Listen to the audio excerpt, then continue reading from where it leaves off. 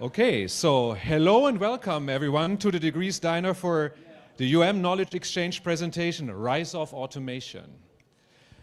I'm Dr. Hans-Joachim Wiedner, I'm the Associate Vice President, Partnerships, Knowledge Mobilization and Innovation, which is very long, and we fondly call it PICME, because that is, for me, easier to say. So I'm very pleased to be here tonight for this exploration of technology transforming our future. And this is my first one to be here, so that I'm moderating, or like that I'm hosting. Anybody else?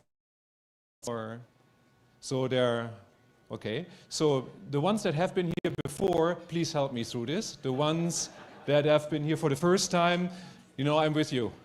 So let me please, first, I would like to recognize that the University of Manitoba campuses are located on the original lands of the Anishinabek, the Inuvialuak, the Ansiniwak, the Dakota Oyate, the Denisoline, and the Nation of the Homelands of the Red River Métis. And we respect the treaties that were made on these territories. We acknowledge the harms and mistakes of the past, and we dedicate ourselves to move forward in partnership with the indigenous communities in a spirit of reconciliation and collaboration. And I'm personally very grateful as an uninvited guest to these lands to be given the opportunity to learn on the lands, learn from the lands, and to raise my family here. And I'm grateful for that, indeed. So the knowledge exchange is an important opportunity for researchers to share emerging knowledge with members of the public and the wider community. And I think that it's also a great opportunity to share the opinions of the greater community with the researchers. And so we will have a little bit of a go-around of everybody presenting a short 5 to 10 minutes piece, and then there will be questions after that. So that's why you probably have the stickers on your table and the pens. So while you're listening to the presentations or the opinions of the panelists, please write your questions down. And I was given a talk by the Faculty of Law. So for the first question that I am going to be picking, so pick me again, that will be the talk, okay? So that as a motivator, so be prepared. So yeah, Knowledge Exchange is hosted by the Office of Vice President Research and International with the support from Learning for Life Network. And I'm using these notes because otherwise I forget what I have to say and I would say the things that I want to say. No, I'm kidding.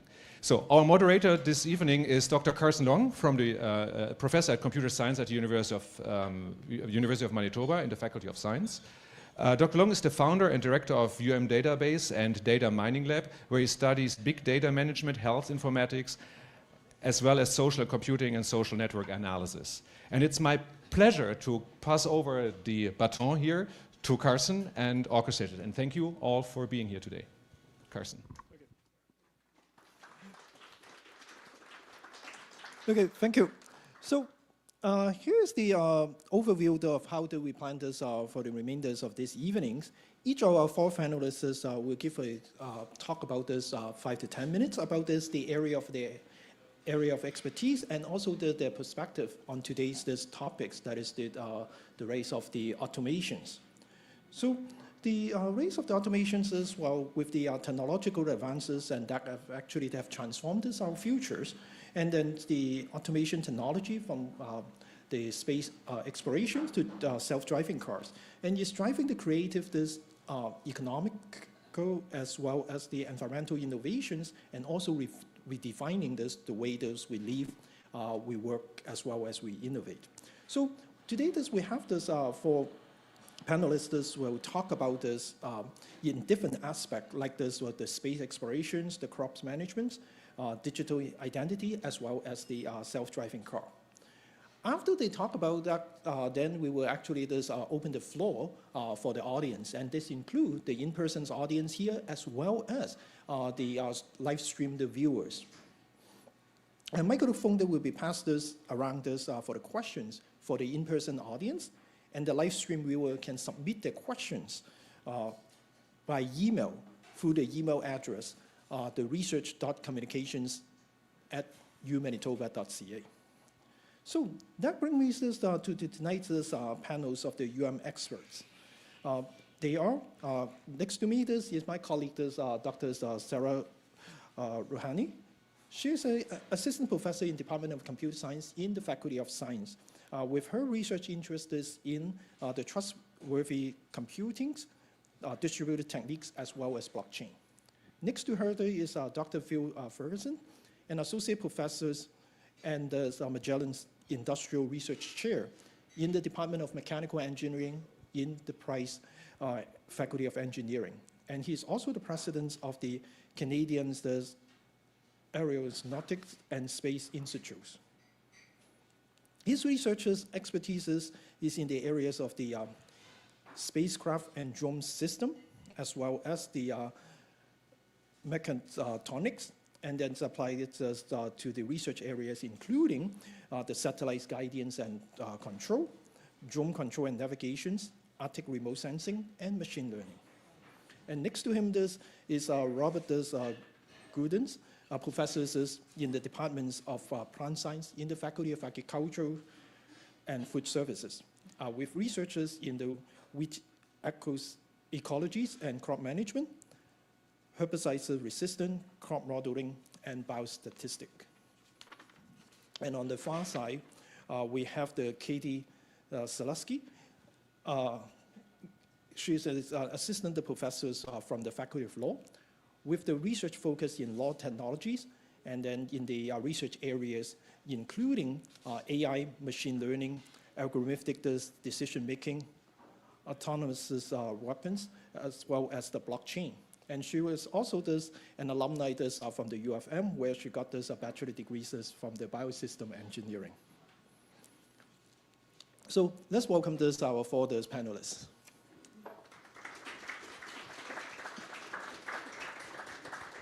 So with the rise of technology, nowadays,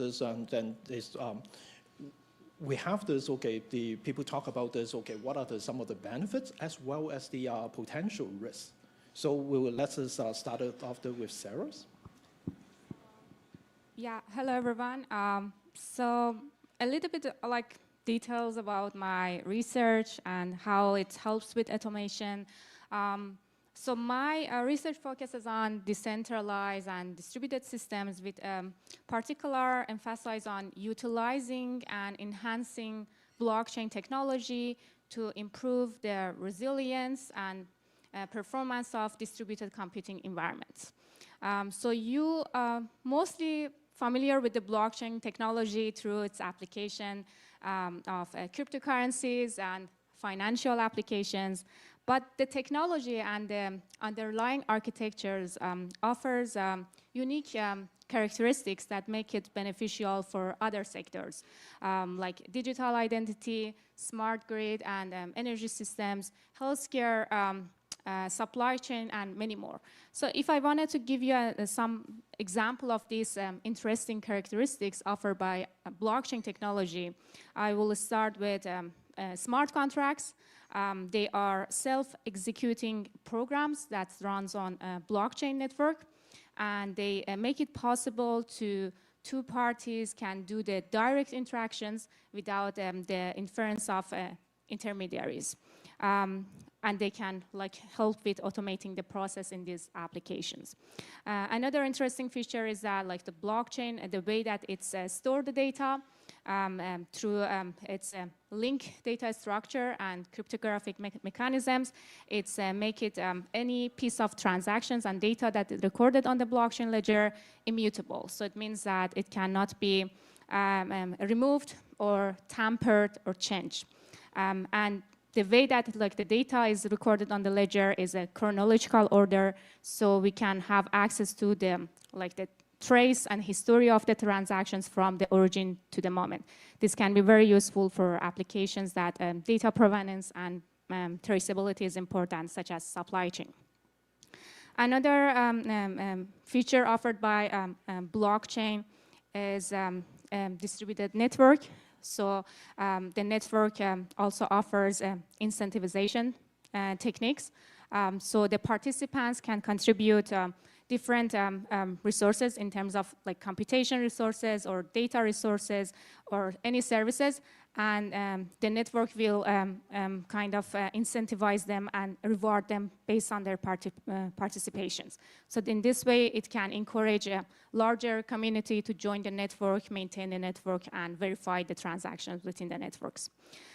So through these unique features, we utilize blockchain for applications. So we have, for example, through the project with the University of Alberta, we implemented decentralized energy market for like peer-to-peer energy transactions.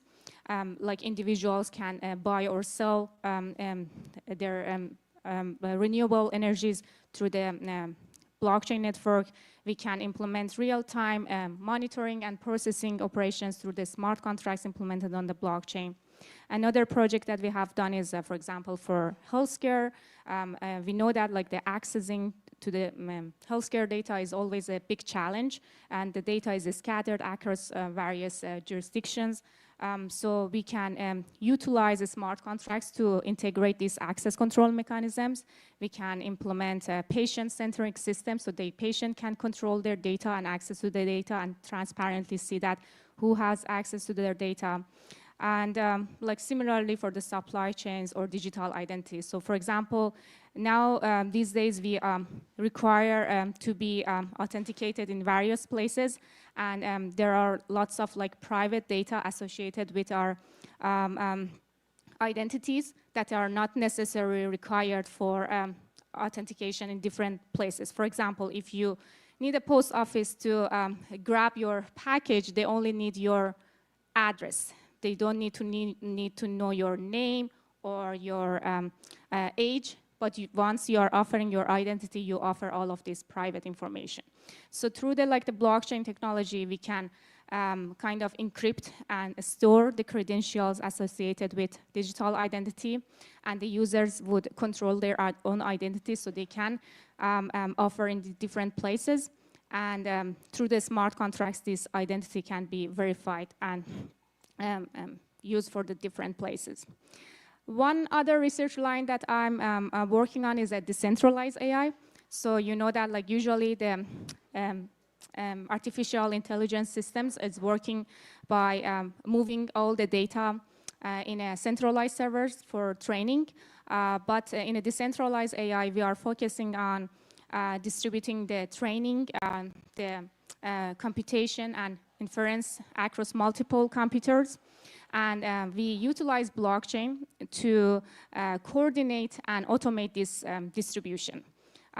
There are applications such as a mechanism such as federated learning that offers like privacy enhancement through federated learning. So like rather than like moving the private data to a centralized server, they can be trained locally, and we can authenticate or ensure about the origin of the data or the accuracy of the data through the blockchain. And in this way, we can kind of like work against like the potential risk and privacy problems. So these are basically like a various research that I'm trying to work on and I'm excited about. Thank you, Sara. Phil? Yeah, thanks very much. So my name's Phil. I'm the director of the Space Technology and Advanced Research Lab here at the University of Manitoba.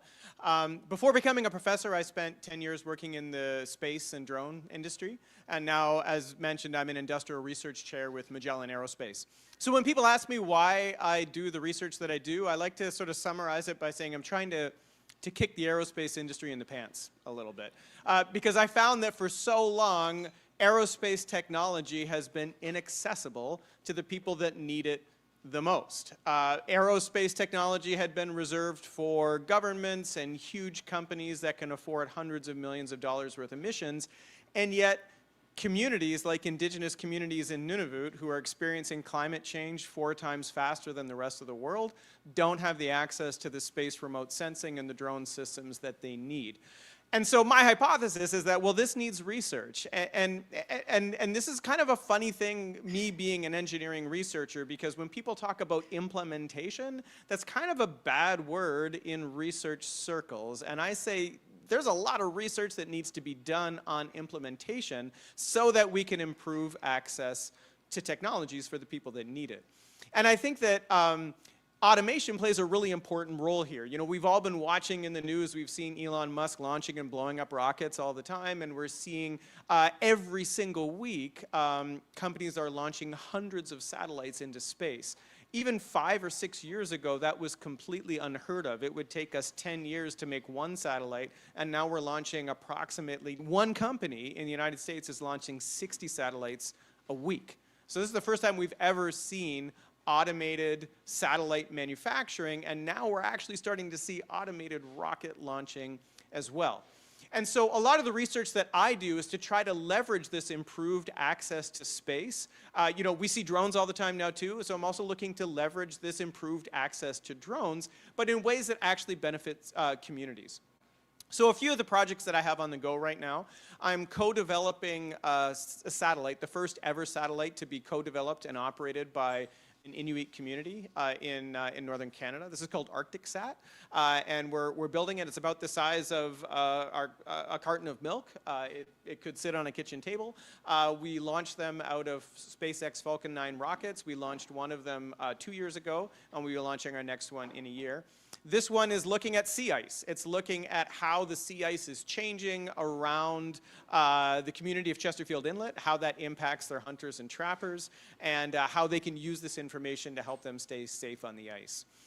We're also doing another CubeSat right now, sort of on the other side of things, is that we're looking to use CubeSats to monitor all the other CubeSats and small satellites that are in space. Because, of course, as we're putting more and more stuff into space and automation is becoming more and more prevalent, we need to deal with the junk that's in space. And so we're doing another mission with Defense Research and Development Canada that's trying to track that. But going back into the Arctic, another project that we're doing, which is funded by the University of Manitoba, one of the IGNITE projects, is called ACCESS. And that stands for Arctic Community Connectivity for Equity, Sustainability, and Service. And this is quite literally, we are investigating how northern communities communicate with one another and trying to address this lack of equity, whereas we at home here, you know, we're so used to having our cell phones and we get 5G, 6G, 5G plus, whatever, and yet up north people are getting lost literally in their backyard and they don't have access to proper communication to talk to their healers, their family members, their elders, not if, but when they get lost. And so we're developing aerospace technologies in the form of large blimps that collect satellite internet data and pipe it to the handsets of hunters and trappers when they're out on the sea ice and in the tundra.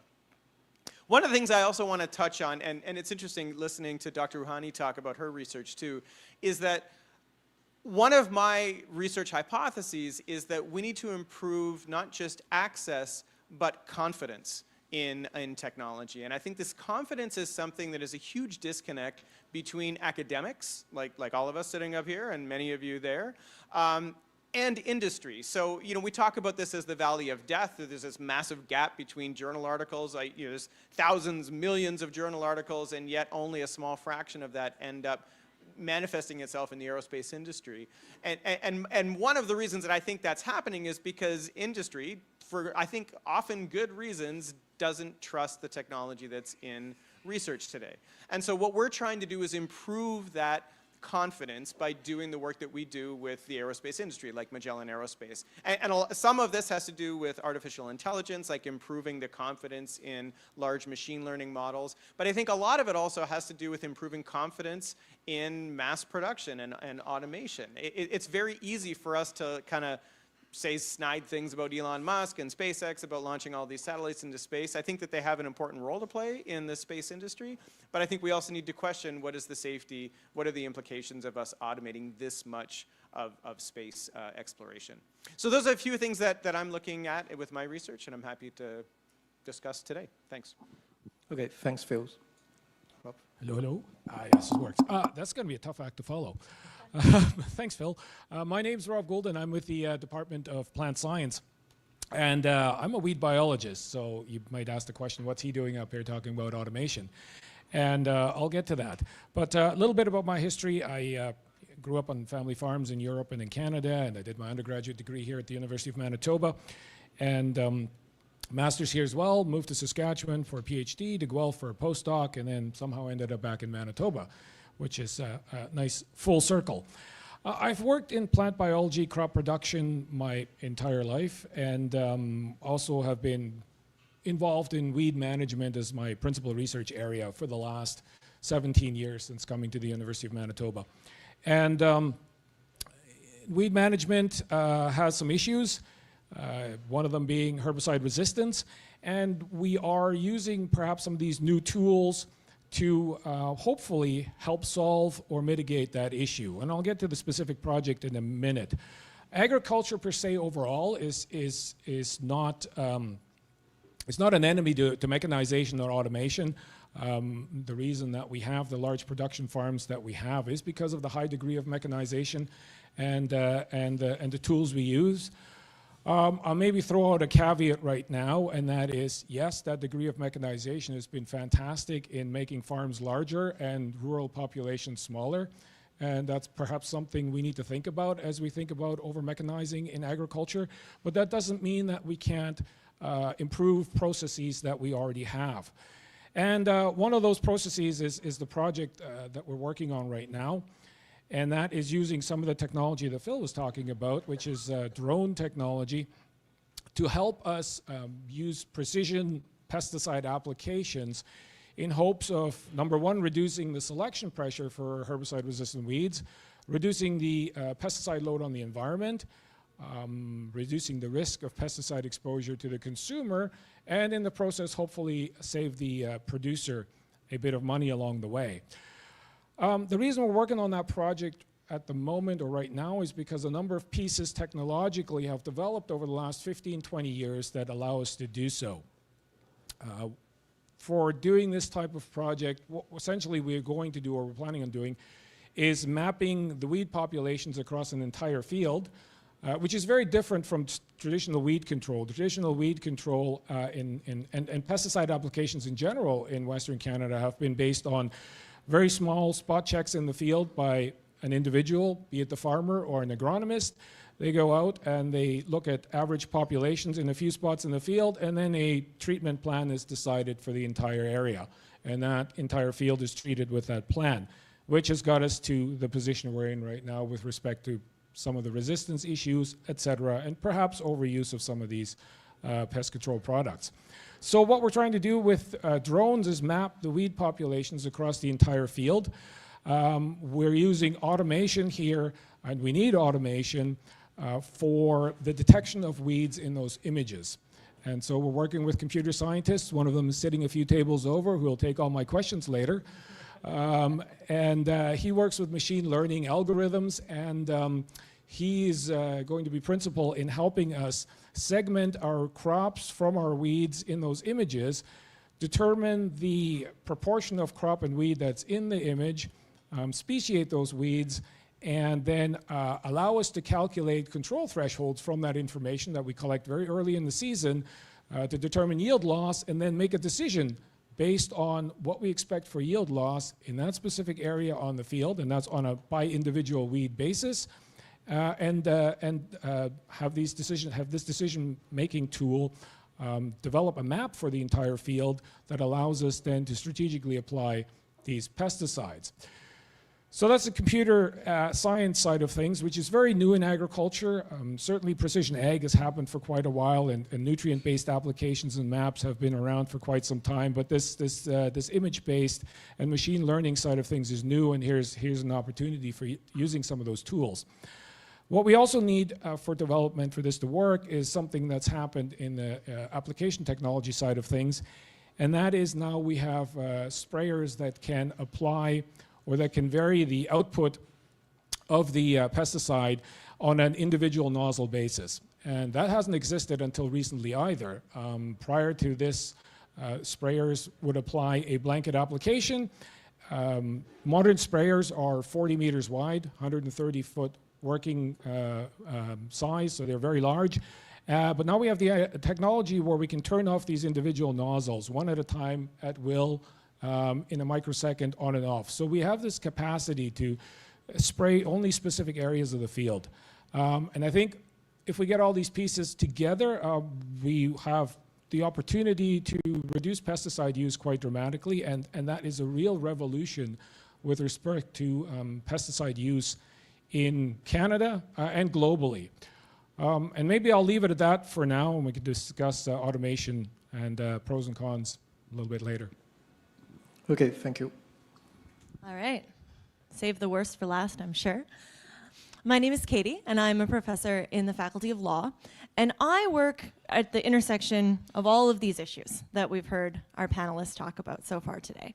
So when we think about the blockchain being used to execute smart contracts, what are the legal implications of that, right? Are those contracts the same as the regular kind of contracts that people have been concluding for a long time, right? In contract law theory, there's this idea that there's a mutual concordance, right? There's a promise. There's this idea of the meeting of the minds that happens when people conclude a contract. So do we get that if we have a blockchain?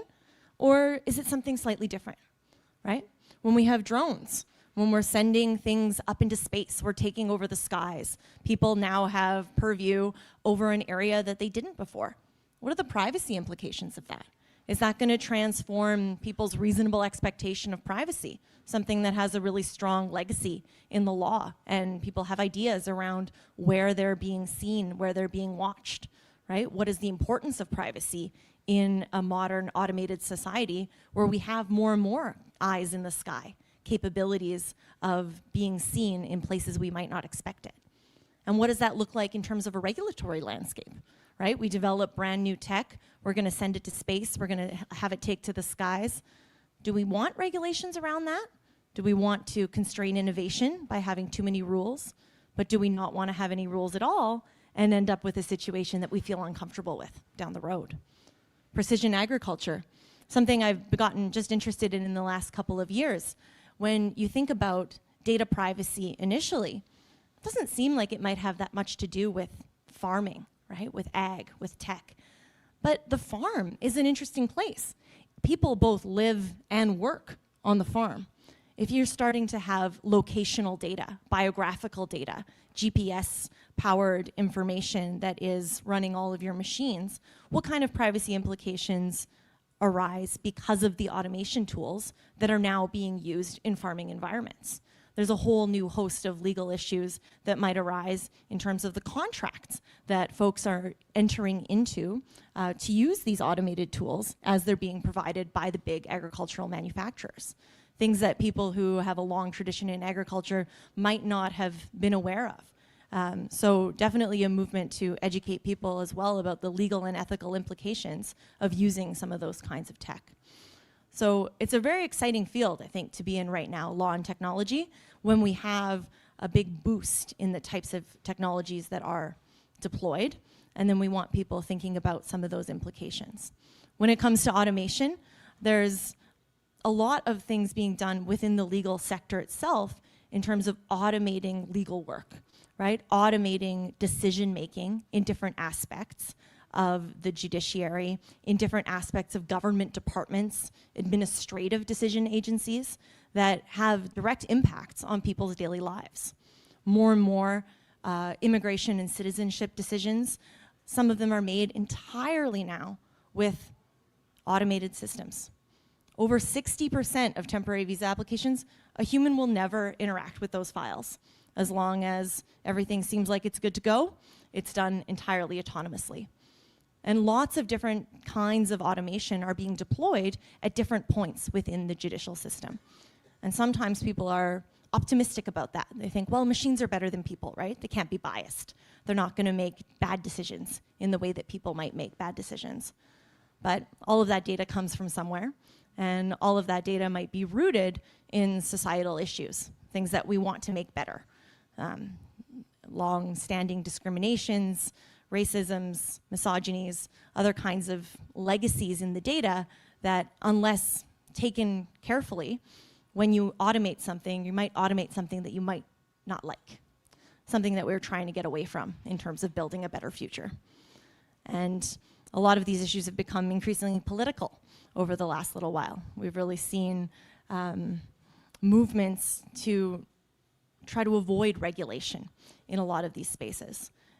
What is the role of legal thinkers and even governments in creating regulations for industry in a way that's going to be safe for the publics that they purport to serve, right? So AI is having its aha moment.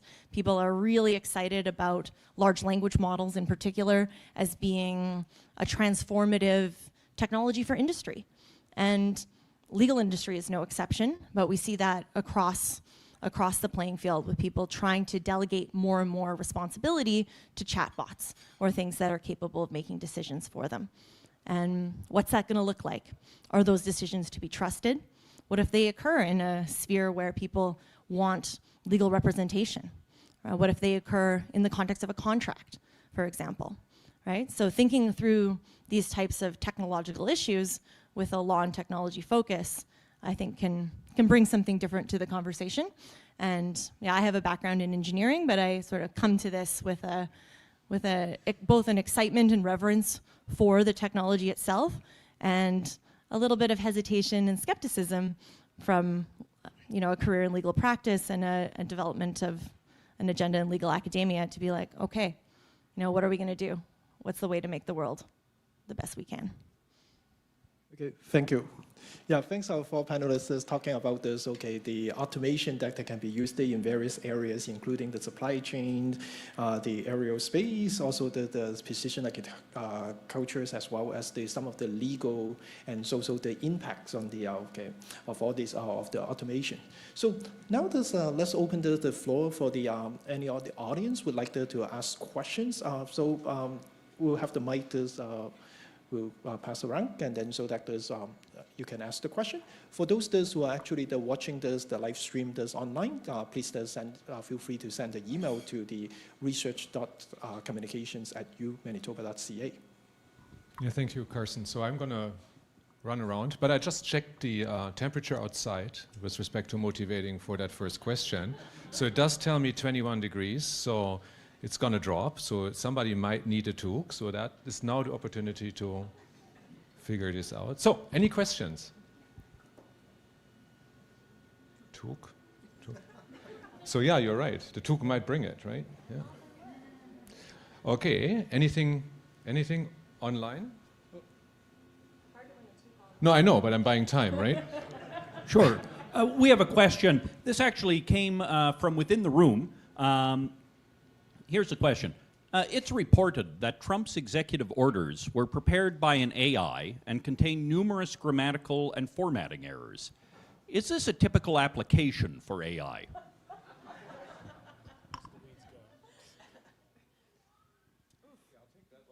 Someone has to take it, right? All right. We did want questions. We did. Yeah, so you go.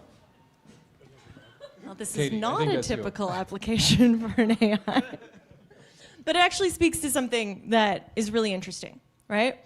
What are the things that we're willing to delegate to ChatGPT, and what are the things that we think should remain within human purview, right? So this is something that I'm really interested in exploring, because when we delegate decisions to automation, we can run into these long documented phenomena, right, in the human-computer interaction research of having automation bias and automation complacency, right? Where people are overly reliant on the technology and they can slip into like a false sense of security.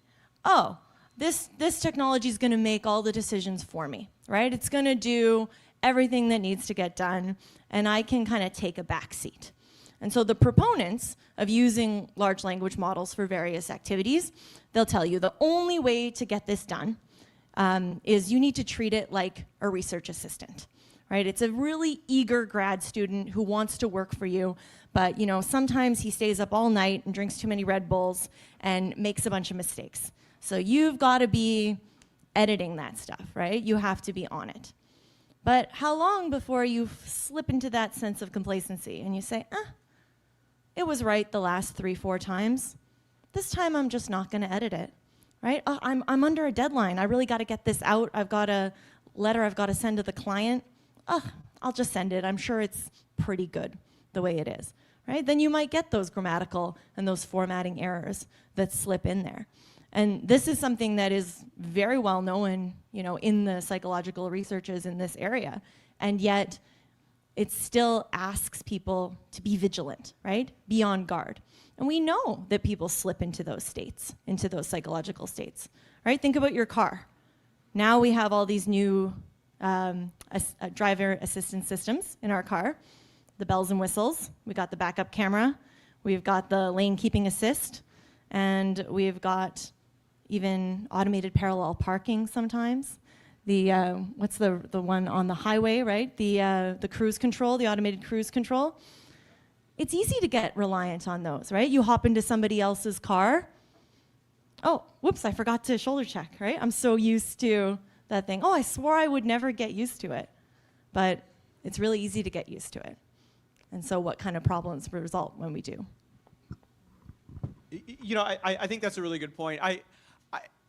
As a professor, we get asked this question all the time, too. I mean, how much are we going to accept ChatGPT as a research assistant, right? Or as helping our research assistants?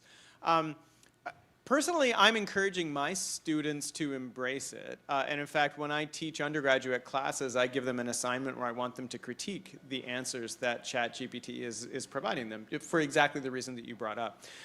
But I don't actually think that ChatGPT is all that fundamentally different from the other major technological advances that we've seen over the last 10, 20, 30, 40, 80 years. I mean, when people first started using computer-aided design instead of draftspeople that were sitting at a table and sketching things by hand, there were a lot of people that were very concerned that this is going to be the end of everything. Right now, computers are designing things. It's terrible. Airplanes are going to fall out of the sky. Cars' wheels are going to start falling off. When I was in high school back in the 90s, we started a small company, a small software company. One of the things that I do in my spare time is I'm a bagpiper. I'm a professional piper, and my sister is a Highland dancer. And my mom suggested, you should write some software that calculates the results of Highland dancing competitions. And I can tell you that up until that time, Highland dance competitions had never been automated. They were all added by all these Scottish ladies that were the scrutineers that would sit down and organize all the numbers. And I remember so clearly sitting down with these people that absolutely did not trust the computer to do this job.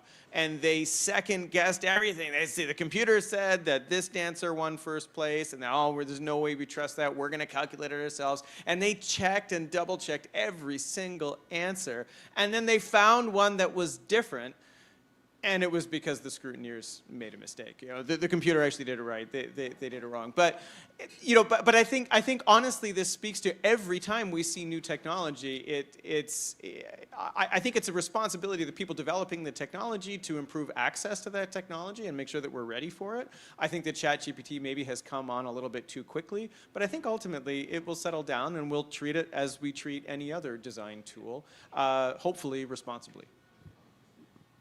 Okay, thanks, Phil. So maybe I kick off this, the first question in the audience as well. So given that as well, we already mentioned about some of the potential risks for using the automation like this, using the large language models. So in the legal setting as well as this in the aerospace, self-driving car. How about in the other sectors, like for example, in the precision agricultures or in the supply chain? Are there any others potential risks? Oh, me first? Great, thank you.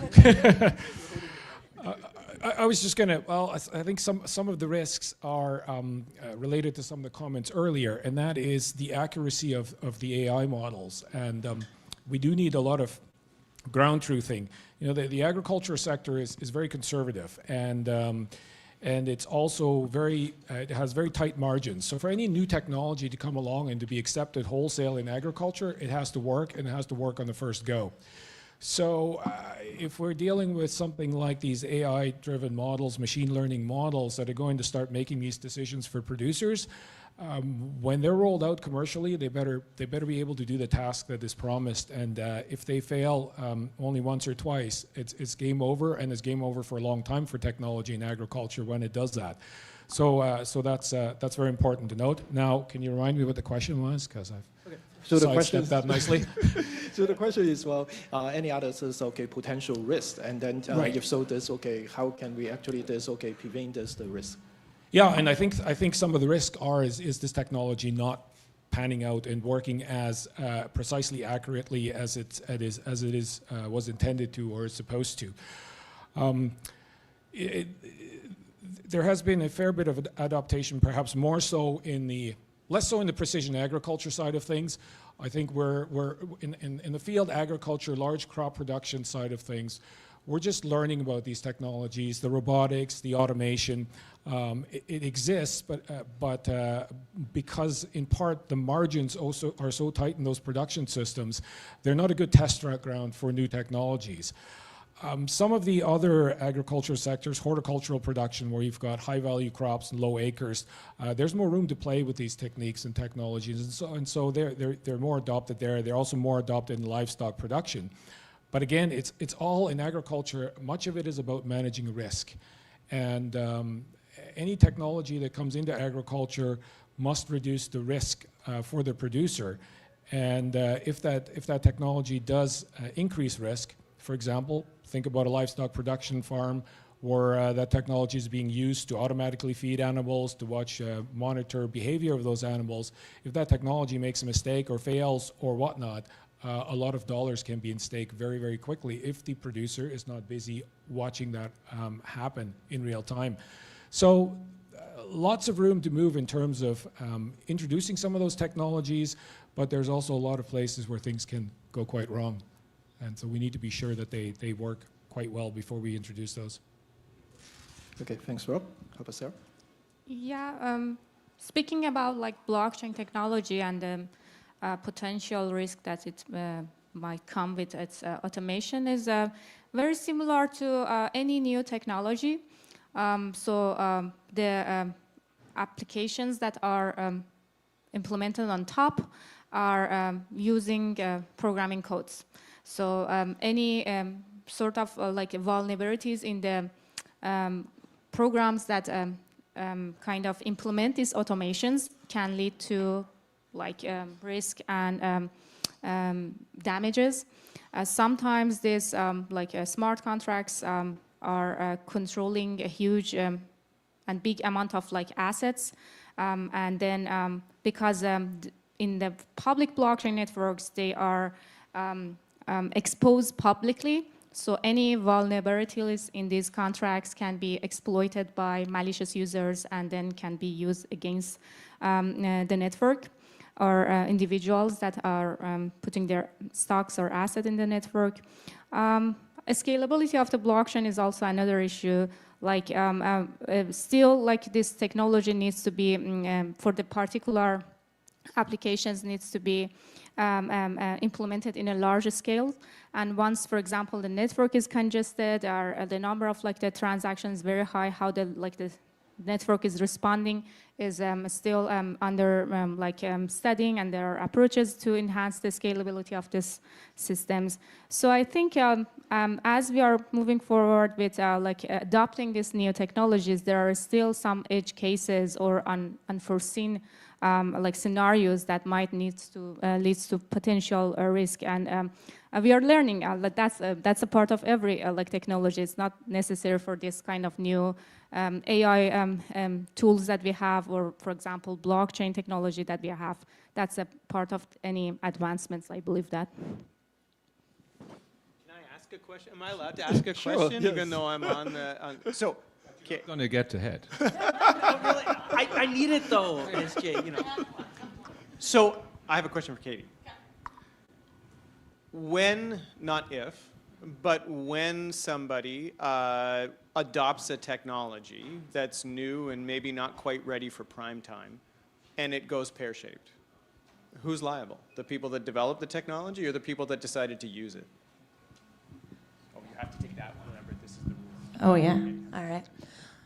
Well, one of the things that concerns me in the automation space specifically is the reliance that people tend to put on the human in the loop in this context, right? So when people talk about automation, they'll be like the human in the loop, the human out of the loop. And there's this idea that as long as we keep a human in the loop, everything's going to be okay, right? So you hear this most often in the context of, say, they call them lethal autonomous weapons. They call them this so that the acronym is LAWS, L-A-W, lethal autonomous weapons. I don't like to call them that because I think it makes them sound legal when they're not, so I like to call them automated weapon systems, AWS. All right, so let's say you have an automated weapon system, and it's going to make a targeting decision about whether somebody is a combatant or a non-combatant. If someone is a combatant at international law and there's a war going on, you're allowed to legally target that person and kill them, right? If someone is a non-combatant or a civilian, you're not allowed to do that, right? That's just a basic principle of international law. It gets muddy all of the time, but let's just pretend that people follow that rule all the time. All right, so now we're not comfortable with a machine making that decision, at least right now. What we say is, well, there's got to be a human in the loop. The human is making that targeting decision, right? They're choosing to do the thing. And that ends up being a liability catch-all, right? To say, at the end of the day, it wasn't the technology that made the decision, it was the human. But how is the technology designed, right? What are the technology's affordances? What does it enable? And what kind of mental state does it put the person using the technology into? So let's have a less lethal example, and let's just think about our cars, right? Again, with those automated driver assistance systems, okay? You check any of the documentation that comes with those systems, they're gonna tell you flat out, these are not safety features, right? Because they do not want to take on that degree of liability. So even though the sales associates at the car dealership are telling you, oh, this car is so safe, it's the safest one on the road, it's so good.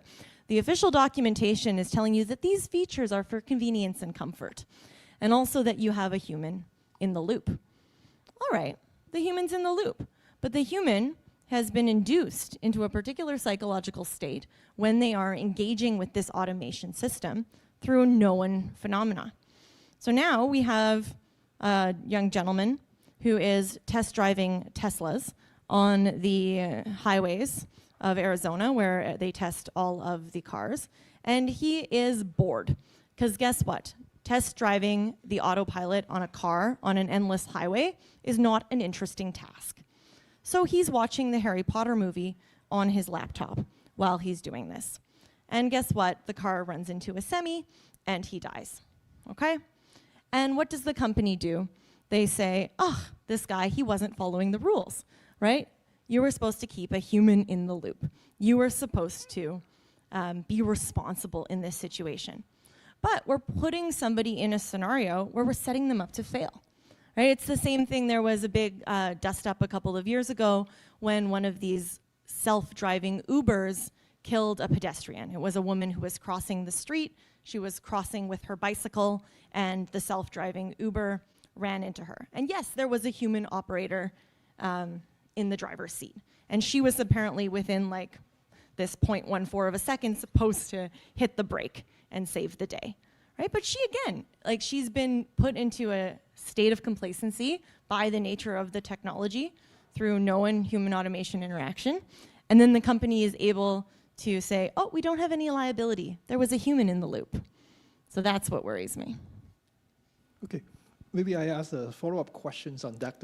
Given that you mentioned about the human in the loop, is the human that we are talking about the inventor of the technology, or you're talking about the user? Because in some of the cases, okay, that is the user who actually at fault. But at some other cases, it may be actually the inventors that make the decisions, and then the user actually have no idea, okay, that the invention actually have incorporated into that.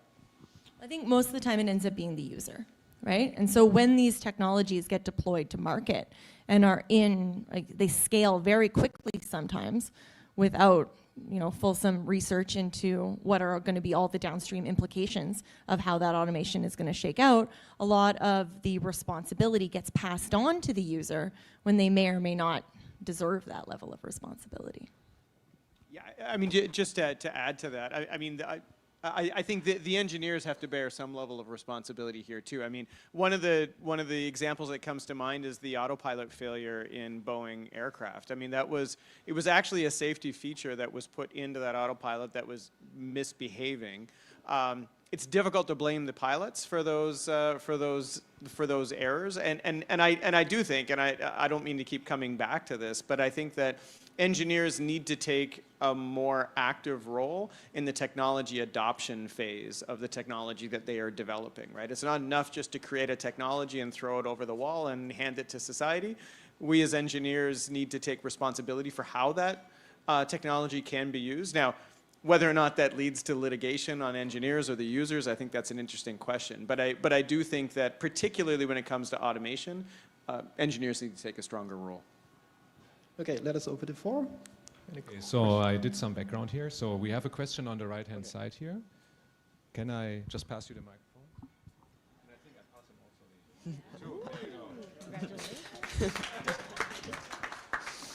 him also. So I've seen now twice that SpaceX has caught their rocket boosters, and I was wondering how likely is that becomes the norm? So it's a great question. I'm not sure. So SpaceX obviously is getting a whole lot of attention these days because what they're doing is so public. One of the things that maybe did not get a whole lot of attention was the first ever launch of a Blue Origin spacecraft rocket called New Shepard, which also is attempting to recover its boosters. So I think what we're seeing now is a shift in economics, and I think this is largely because of the privatization of the space sector. So we're seeing now commercial companies like SpaceX and Blue Origin and Rocket Lab are now making a go at space as opposed to governments. And now it's not that governments don't want to do things on the cheap. It's not governments aren't interested in saving a dollar, but they are certainly not as motivated because there are no investors behind the government, but there are in public industry. So I think one of the things that we have seen in the space industry, and we're starting to see this more and more often now, is that to be competitive in space, you have to reuse your rocket. And the reason why is because that's the only way that they can stay cost competitive. I don't have the numbers in front of me right now, but NASA's building the Space Launch System right now, the SLS, which will eventually send a Canadian astronaut around the moon next year, Jeremy Hansen. That rocket is absolutely not reusable. There is very little on that rocket that can be used again. They can use the capsule again, but that rocket is actually reusing space shuttle main engines and throwing them all into the ocean, right? And so as a result, every time they launch that rocket, I think it's something like $2 or $3 billion to launch that rocket, and they get very little of it back. And yet SpaceX can launch the same rocket. I think they've launched one now 25 times, and they've reused it. And because of that, they've been able to increase the access to space by bringing that price point down quite far. And when the Super Heavy and the Starship become operational and they reuse every part of that rocket, we're going to see even more access to space. So yes, I think the short answer to your question is we are going to see that more and more, and the general feeling in the space industry is that to be competitive, you have to be catching your rockets. Okay, so we have a couple of questions from online, right? Yes. This question comes from online user Tekka Greg. Could you address the issue with large language models and garbage in, garbage out? That is, the use of uncurated or worse, the use of AI-generated misinformation to populate large language models. As a computer scientist. Yeah, I think I'm not sure why I'm answering this. It's not out of my area. But I think in general, like large language model are working still in the newest stages. So there are it's possible that they are producing on accurate results. Sometimes it's because of the type of the prompt that they are given. Sometimes it might be because of outdated data. That can be the cause. the main example is ChatGPT that is trained based on like some past data, but they are trying to use other APIs or RAGs to just query most recent data, but they are not part of like integrated into their training. So that might lead to the result. In some cases, they might give you something satisfying, which is like happening, but it's still like not 100%, of course, sure. Specifically whenever like everyone is looking into their special fields of their own. For me, at least, I only trust this technology on the areas that I have confidence, so I can judge the decisions. Other than that, it's just a tool that is offering some insights. Just like this, okay, human in the loop, so always they have the human to do the fact check. Yeah. Is there anything more or not? Yes. Can I ask a question? Okay, so maybe, you know me long enough, if I don't speak for half an hour, it's hurting me physically, right? So I have a more philosophical question to this, and that ties back to the title of this exchange today, is the rise of automation.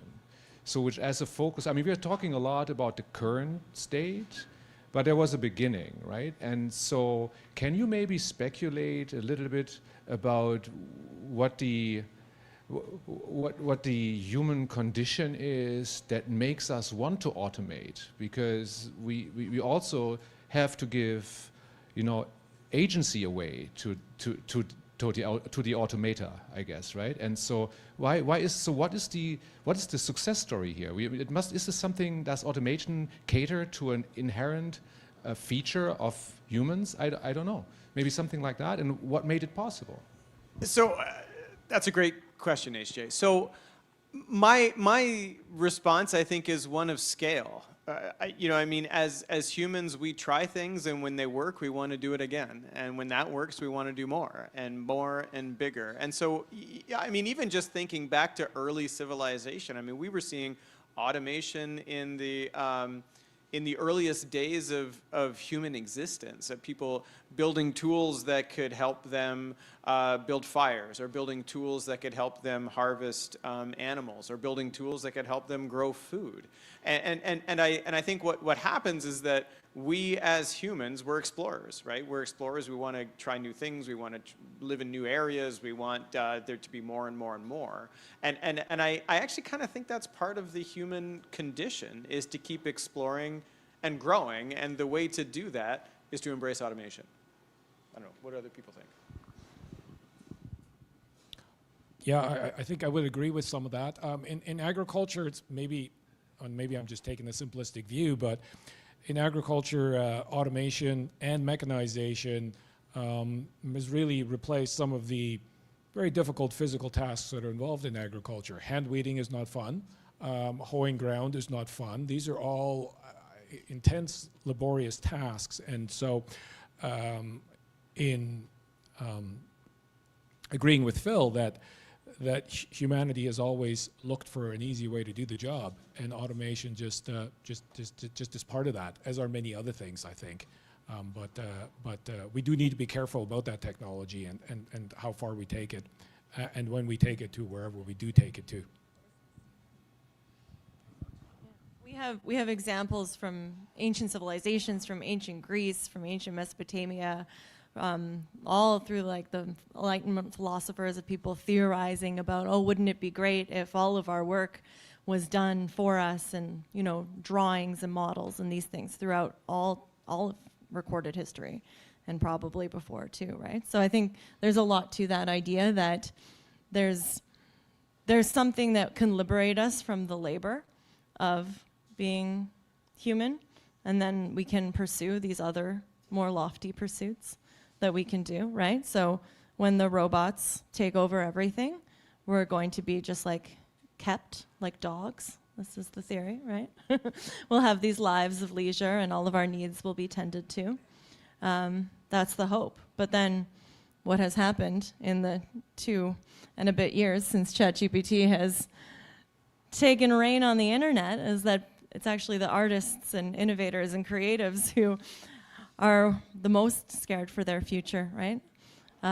When the writers of Hollywood had their strike, they had signs. One of them said, "ChatGPT doesn't have childhood trauma," right? How are they going to write the tales? I saw a really good use of ChatGPT to create those Hallmark Christmas movies. Really feels like they've been written by ChatGPT all along, right? Just kind of. But you know, I think that's an interesting point. Is that I think that there's a misconception that automation necessarily takes removes jobs, right? Like takes people out, and I actually think that the opposite is true. I'm an industrial research chair with Magellan Aerospace, and at Magellan, they're constantly looking for ways to automate their shop floor, whether it's inspecting composite parts or inspecting parts of satellites, rocket systems. And what they're finding is that they need more and more and more people in their company to run these automation systems, right? So I actually think it's a fallacy that automation systems exist to eliminate human jobs. I just think they're different jobs. And I, for what it's worth, I actually think they're very exciting and interesting jobs too. I would very much agree with that. Just looking at the example in agriculture where we're talking about site-specific management, we're not taking away jobs, we're actually giving that agronomist now the tool to do that job much, much better. And in doing so, reallocating our resources much more efficiently. So they're not all jobs that take away labor. In some cases in agriculture they have been, but those are in some cases also jobs that no one ever wants to do. So,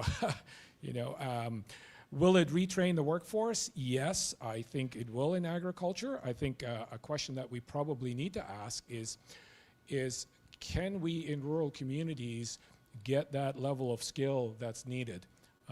Because it will be a different skill set than just hiring a tractor driver, which is what happens now in the peak seasons. Is, for 4 to 6 weeks, most farms hire labor, and that's to drive these machines. If you need a different skill set, they might not be able to find that labor very easily. So those are questions/concerns. Okay, thank you. Hello. So my question is, I have a background in computer science, and now I'm in marketing, and through the past 2 years, I have not seen the workload goes down when there's automation. I've only seen it rise up, pun intended. And so my question is, have you seen it in your fields? As automation happens, does the workload also increases? Because in my field, it feels like it increases. The expectation at least increases in terms of how much work is produced, especially creatively. Yeah, I kind of agree actually. So we all use these tools now. So these automated tools, as a researcher, in the past people are using like books. Now we have access to internet, digital libraries, like we can search into, but it doesn't necessarily mean that we are working less actually. So, or we have more like leisure time. We are actually working more. I think what comes as a consequence of or impact of these automation tools is not necessarily that like reducing our workload. Is more like shifting the nature of our work or making them more advanced to higher level or more advanced level. So that's the key part of embracing this like new technologies. It's not necessarily give us some kind of more freedom in terms of time. We are still working toward the same jobs, but from different aspects or additional like kind of components. Yeah, that's it. I don't see it's obviously expedite the process in many systems. So for example, for verifications, proof checking in supply chains in particular, I know that like the automations through the smart contracts 100 times faster make the job and the verifications. But this is not necessarily means that like we need less people to do the job, because the nature of the job is different, like adding more kind of stages. How about in some other field like the legal sectors, farms, or the? Well, this is an interesting problem when faced with the pressures of late-stage capitalism, right? Because you have this tool that's supposed to make your life easier, but what it turns into is, well, you can just do more work, right? You can just produce more work faster and better and do more in the billable hour than ever before. So when a regulated profession like law, people would have what's called a duty of competence, and that has been extended in most jurisdictions to include a duty of technological competence, right? You are supposed to know what the latest tech is, and you're supposed to be using it, right? Can you imagine having a lawyer who refused to use email, right? That just doesn't really work in this day and age. And people are making now similar arguments about AI, right? That's what you really need to be using in order to manage your practice, in order to be responsive, in order to write things more quickly. And some people push back against that and say, no, the human touch is important. But it's very similar arguments, right? I mean, there's nothing new under the sun, right? We have the same kind of pushback every time a new tech comes to the fore. So 30, 40 years ago, people start getting personal computers, and eventually they get laptops, eventually they're doing more on the computer. Well, what? My lawyer is going to be typing, right? That's assistant work. I'm not paying my lawyer to type. Why would I pay the billable hour for them to type? Well, now, lawyers are typing all their own letters. Very few of them are being dictated into a dictaphone and typed out by an assistant, right? So it's the same sort of transition of labor with an expectation of increasing productivity. Actually, one thing I'll add to that is I'm noticing that as technology and automation grows, it's almost picking up sort of a fad type sensation, right? Where C-level managers here, I heard this new thing about digital twins. We need one of those. Go get one and make everything better in this company, right? But I think what's happening is that people think that these things like digital twins or artificial intelligence is going to reduce their workforce, when really the opposite is true. And then they bring this thing into their operations and realize that they don't have the computer infrastructure, they don't have the staff, and they don't have the training to actually maintain these tools. So I think sometimes they're just plain not ready for it. And that can lead to a number of things. Number one, it can lead to companies unfortunately labeling the technology as not appropriate for something just because they weren't trained properly in how to do it and they weren't staffed in the right way how to do it. And then, of course, it can lead to improper use of the technology, like we've already addressed as well. But I think what you've heard from all of the panelists now is that actually, yeah, automation requires more jobs. It requires actually more work. So I think that is true. Okay, so hi everyone. My question is that obviously AI is in its early development and obviously has enormous potential, both negative and positive. But for instance, like right now someone can call my parents and with my AI voice and can say that, oh my God, I need some money, can you please help me, and all that stuff, and can impersonate me really well. And also there are these AI generated songs which sound like 100% like the original artist. So do you think that in near future the advantages of AI will the disadvantages of AI will outweigh the advantages? I can take this one. Yeah, that's correct, and I think that's where the importance of verification comes to the picture, like how we can trust the inputs, how we can trust the outcomes.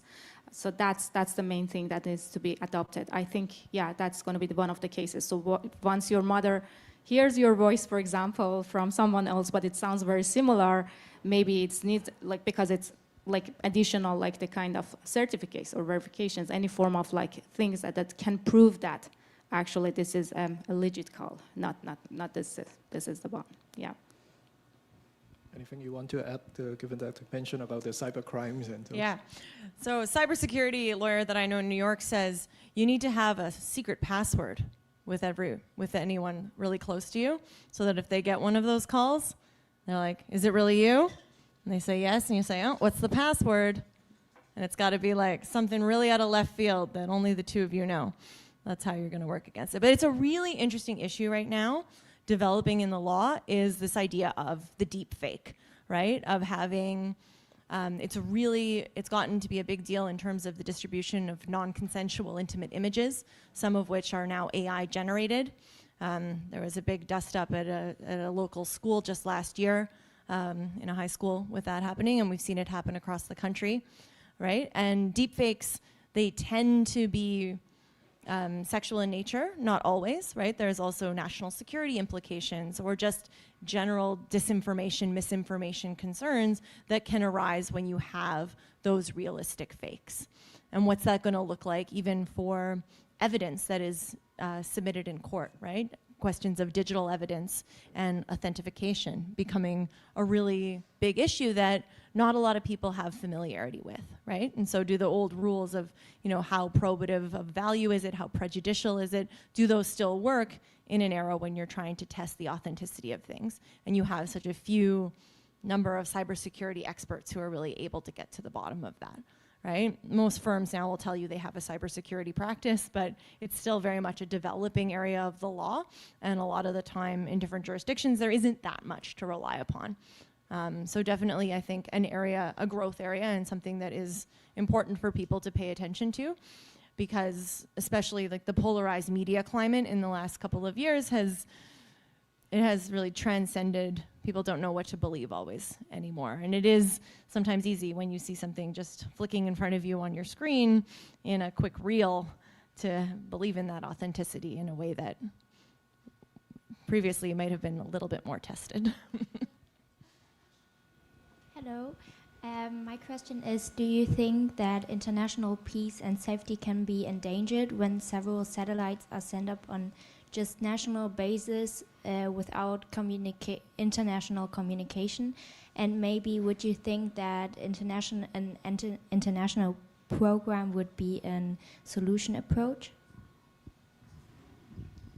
Well, so there are a number of threats right now that I think the globe faces. I mean, climate change is an obvious one, but so is space stewardship, right? Making sure that we keep space a safe place for people to do business and do remote sensing and provide services to communities.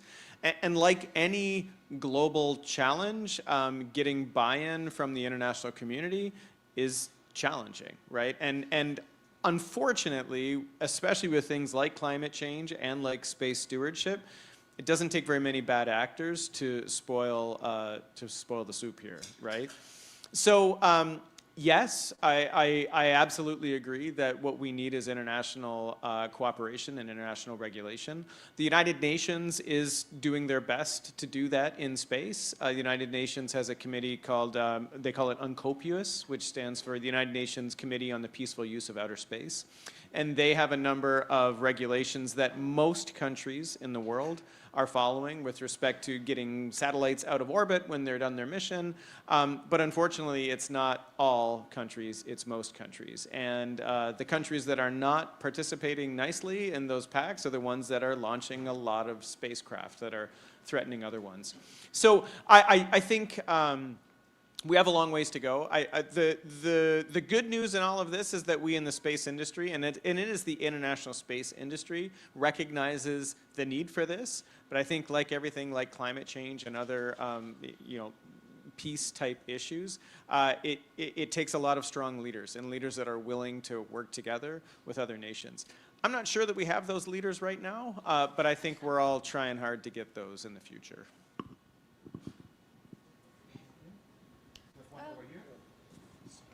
Good evening.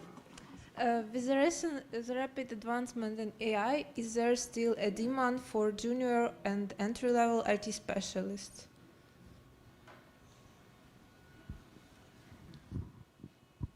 Yeah, there is always a demand for junior and IT specialists, I mean like developers, but like the job requirements is a little bit different these days. So maybe in the past, you as a developer or junior IT specialist, just with being solid and strong in one programming language and basic syntax would be enough. these days doesn't sound like enough for securing a job in such a competitive job market, unfortunately. But definitely, I don't think that the whole technology revolutions is going to eliminate all these kind of junior jobs. The nature of the jobs might be a little bit different. I still at this process, many of the junior developers are embracing the technology. They are using these tools for producing and implement their codes much more faster. But the needs still exist. But how long it's going to take to change the whole nature of the task or responsibilities of a junior developer to like automating the jobs through the AI tools, I'm not sure. But at this time, I would say that yes, definitely we need the junior developers, but a little bit more skills just beyond programming. If I wanted to give a few suggestions, like Dockerizations, cloud technologies would be an asset to have these days. Yeah. So is that the case in some industry, for example, in agriculture as well? I'm not sure how many junior coders we have. You know, in the background in the ag industry, the manufacturing side of equipment, it obviously operates exactly how Phil was saying earlier and others are saying. So on that front, absolutely, you need the skill set that's required. And if that skill set is changing, then yes, the skill set has to change. On the production side, I don't see a lot of changes in the near term, but I say that with the caveat that on the production side, we're very slow to adopt some of these things, and we will come around. What that looks like, I can't really tell you, other than I'm not sure we'll see a huge increase in the number of employees, simply because the margins are as tight as they are. So what producers are always looking for is they will increase, obviously, the employee count if there are efficiencies to be gained that pays off. And if it doesn't pay off in the short term, then those changes are not happening. Okay, I have a question. I'm a high school teacher, and I teach computer science at a big city high school. And we have lots of questions about the use of ChatGPT in school and all kinds of things like that, and the future of what I should be teaching the kids, because right now it's mostly programming, and you know they ask what's important for them to know to go into university. But the one question I had to follow up with one thing was, a couple of you have mentioned letting students, encouraging students even to work with the language models. And right now I'm spending the majority of my time, it feels like, just trying to recognize when someone's writing their own code. Or when they've borrowed it, and they're beginners, so I mean, this isn't like super advanced code. It's easy to find things online. And I'm wondering, am I doing the right thing, saying you may not use ChatGPT and I have to watch you as you code to make sure it's your work? Or should I be letting them, like, when do I let them be helped by this? And that's, yeah. This is more like a personal opinion, but I feel like if you wanted to really learn about like the fundamental of the programming, it's really good to start from scratch and learn on your own. But these tools, specifically ChatGPT, is actually really good in terms of like explaining something rather than asking them to solve a problem for us.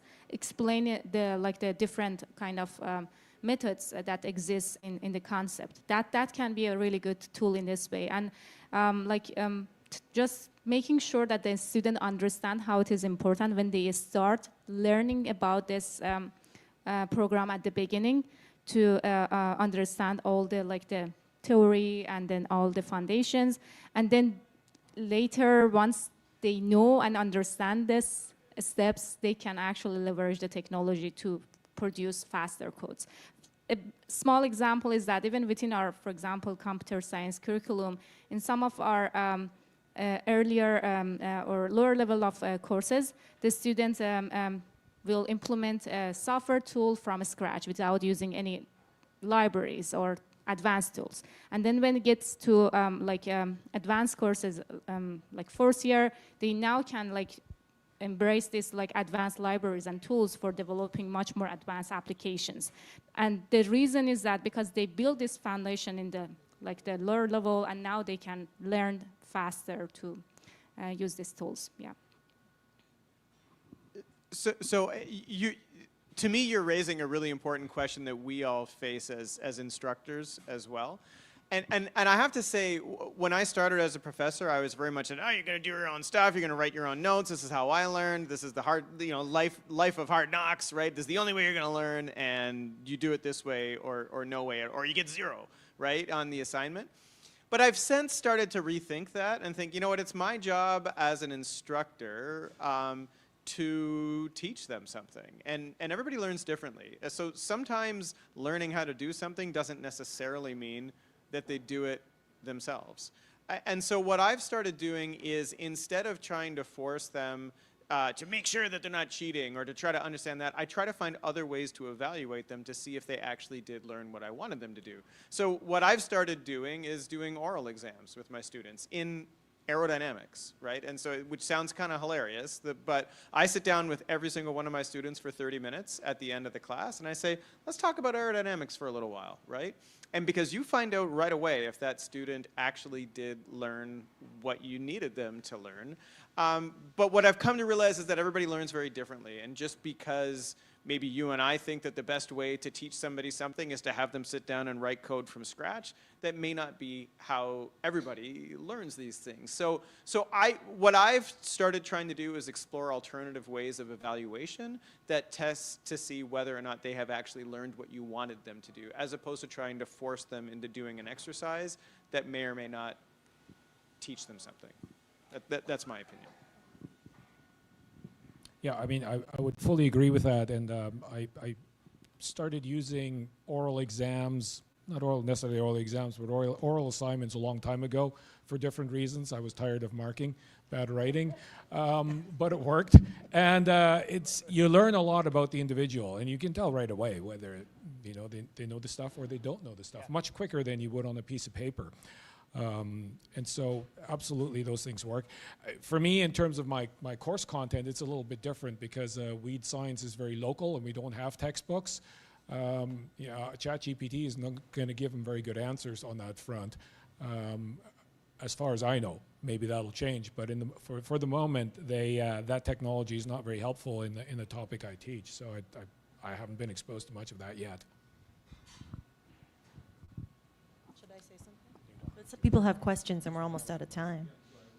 Go for it. This is more of an engineer gear question. So I've been hearing some conversations about how our current capacity to give energy to these large computational models may reach a threshold.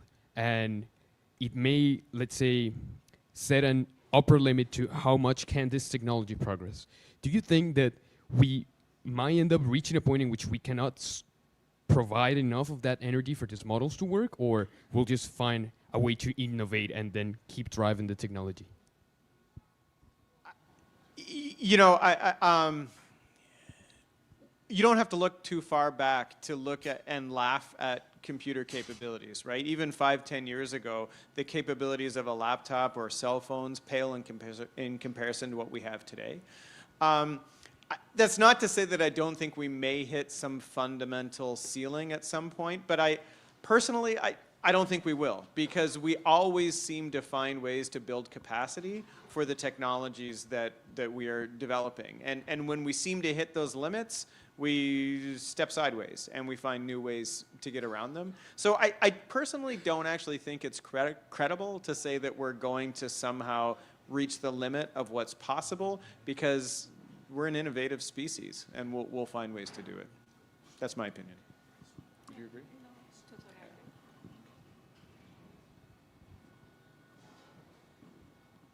Okay, so then we have another question over here.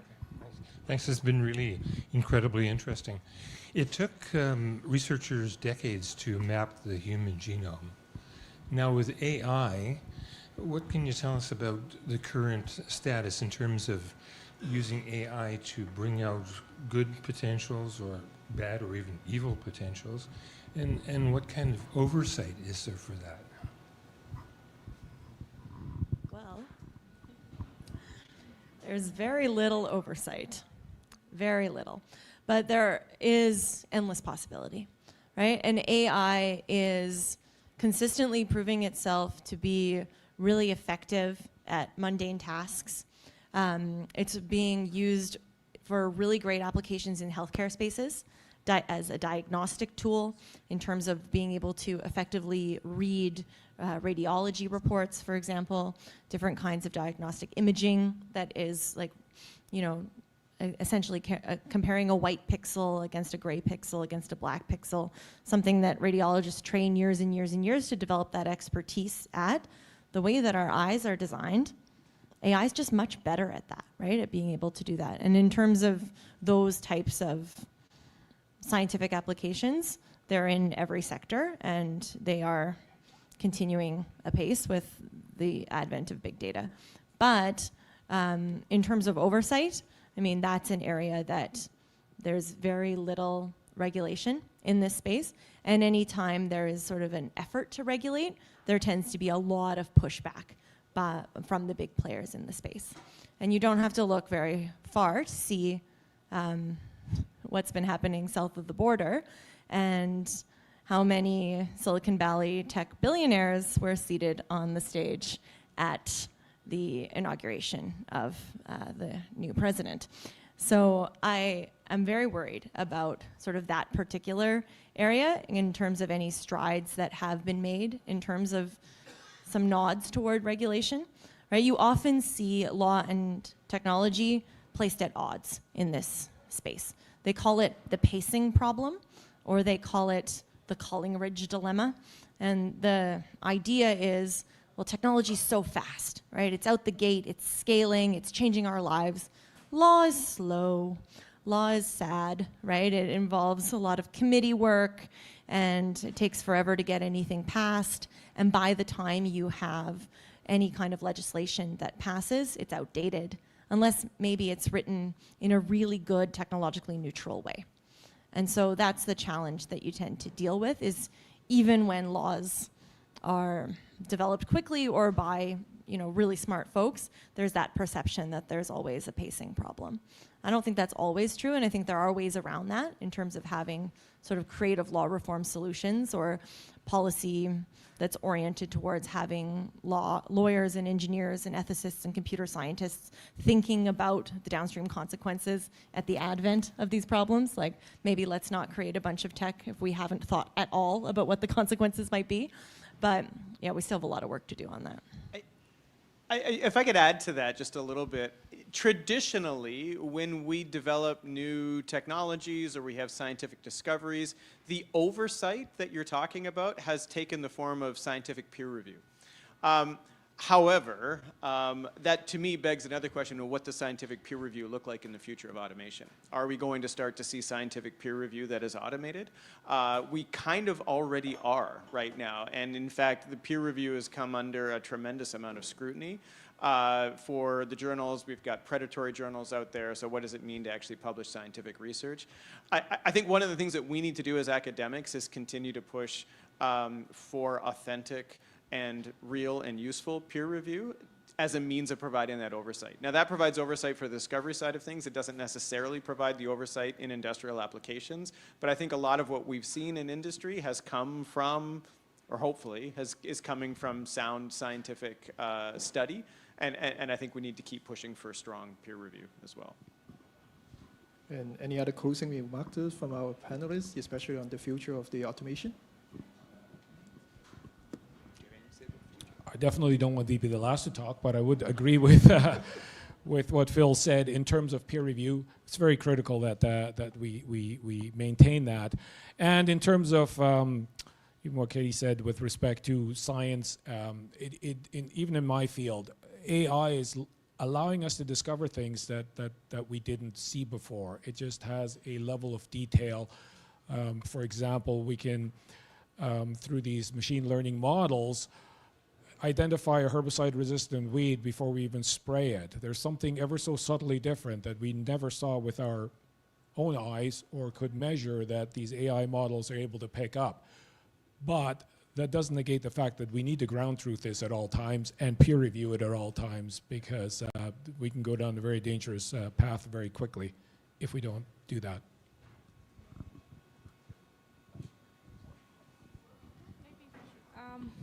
For me, it's I think the technology, at least at this stage, still requires the human to checking. I don't see much potential in terms of like creativity. Mostly is more like organized way of representing the idea that already exists. So I think the human factor is still very important to advance any field. But with utilizing and accepting the technology, maybe we can get there faster. How this technology is going to be used by some people with more power might be sometimes concerning. But hopefully, like similar to always the evolution of any field in the history of human being, we see a promising path. Yeah, always the future sounds more brighter, hopefully. Okay, thanks for our panelists about this. Okay, on the topic of the race of the automations, and also the thanks all the audiences coming in here tonight or in person for the engaging this in the discussions, as well as those who are actually watching it online. So I hope that you find this knowledge exchanges informative. And then the next one that is scheduled is around the end of February. And thank you for attending. Good night.